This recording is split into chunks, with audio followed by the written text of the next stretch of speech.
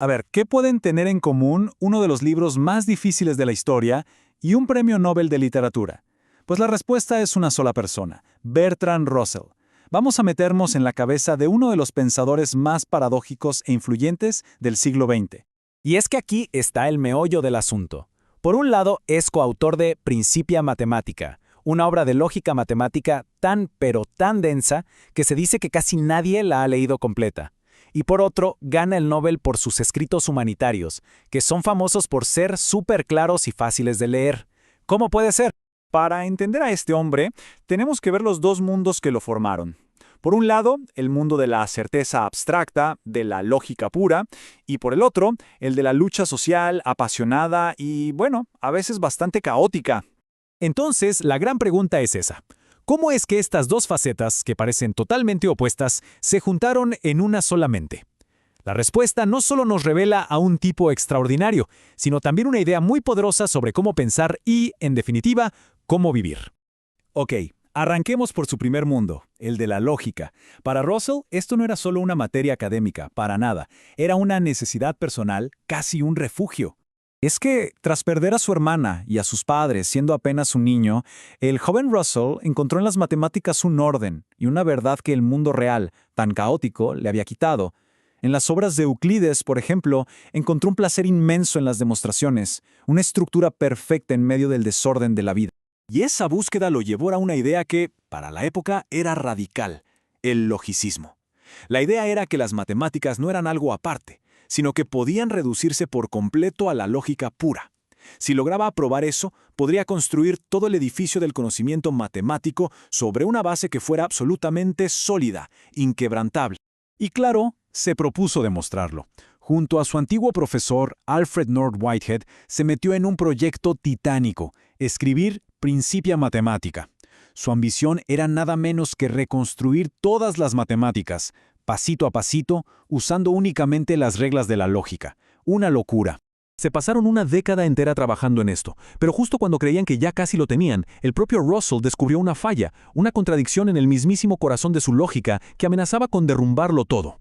Para entender esta paradoja, vamos a pensar en conjuntos, o sea, colecciones de cosas.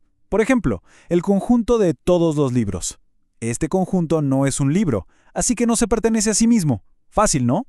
Ahora, pensemos en el conjunto de todas las cosas que no son libros. Ese conjunto sí se pertenece a sí mismo, porque, pues, no es un libro. Hasta aquí, todo bien.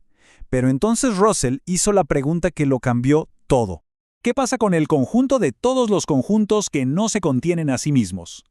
A ver, ¿se contiene a sí mismo? Pensemos. Si la respuesta es sí, entonces, por su propia definición, no debería estar en el conjunto.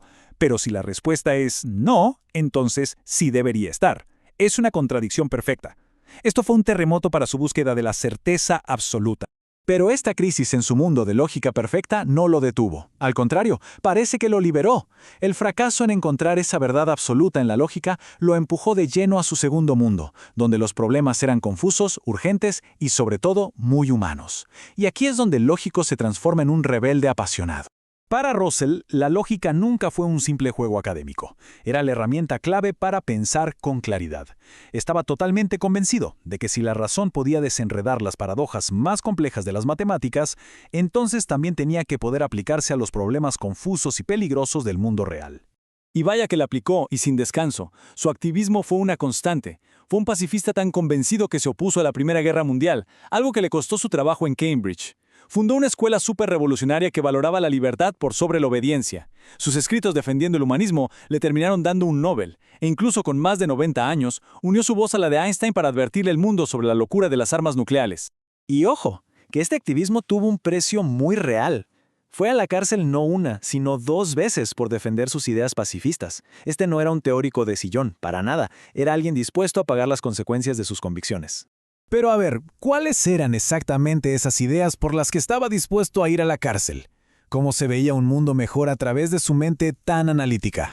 En libros como Principios de Reconstrucción Social, usó su bisturí lógico para analizar la sociedad. Argumentaba que el Estado debía tener límites, que la educación tenía que liberar mentes en lugar de adoctrinarlas, y criticaba con todo lo que él llamaba el culto al dinero. Para él, los sistemas cerrados como la religión organizada o las ideologías dogmáticas eran enemigos del pensamiento libre. Él creía que lo que de verdad nos mueve como humanos es el impulso creativo, no el tener cosas. Su enfoque siempre tuvo matices, nunca fue de un solo bando. Por un lado, criticaba el capitalismo por su culto al dinero, que ponía el beneficio por encima de las personas. Pero también criticaba al socialismo de su época, diciendo que se equivocaba al pensar que con solo repartir la riqueza ya se alcanzaba la felicidad. Para él, la solución no era ni uno ni otro, sino un sistema que descentralizara el poder y pusiera el impulso creativo, no el dinero, en el centro de todo. Bueno, entonces, al final de todo, ¿cuál es el legado de este hombre de dos mundos? ¿Cómo encajan estas dos mitades de su vida? Pues su verdadero legado es justamente eso, la fusión. Tomó la precisión, el rigor y el odio a la falsedad del lógico y los usó para las causas más importantes de la humanidad, la paz, la libertad y la búsqueda de la felicidad.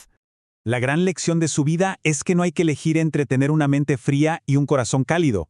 Él nos demostró que la razón sin compasión es estéril, y que la compasión sin razón es muchas veces inútil. Son socios, tienen que ir de la mano. Y lo más increíble de todo es cómo muchas de sus ideas, que en su tiempo lo convirtieron en un pensador peligroso y hasta en un traidor para algunos, hoy nos parecen de sentido común.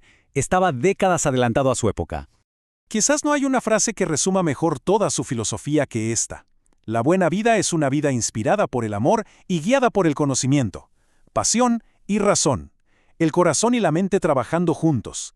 Esa era la receta de Bertrand Russell para una buena vida, tanto para una persona como para toda la sociedad.